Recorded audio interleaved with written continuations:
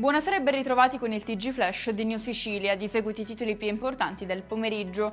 Resa nota dal suo braccio destro la recente intenzione di Totò Cuffaro di ricandidarsi alla presidenza della regione. Lo avrebbe rivelato il suo fidato collaboratore Vito Raso, finito anche lui insieme all'ex governatore sotto inchiesta per presunti appalti truccati a Palermo.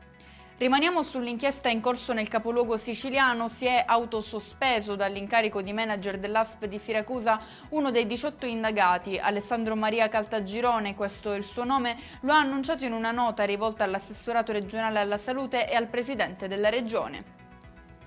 Ha avuto luogo a Bruxelles l'incontro tra il governatore siciliano Renato Schifani e la commissaria europea per l'ambiente Jessica Roswell per un confronto sul piano regionale dei rifiuti. Al centro del colloquio l'allineamento del piano siciliano con gli obiettivi e le normative comunitarie.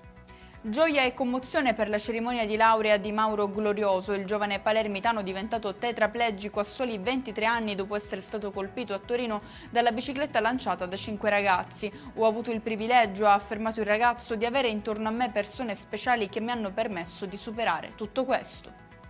Chiudiamo con il meteo, tutt'altro che rassicuranti le previsioni per domani in Sicilia. Si attendono piogge su tutta la regione, motivo per cui la Protezione Civile regionale ha diramato un'allerta gialla sull'intero territorio.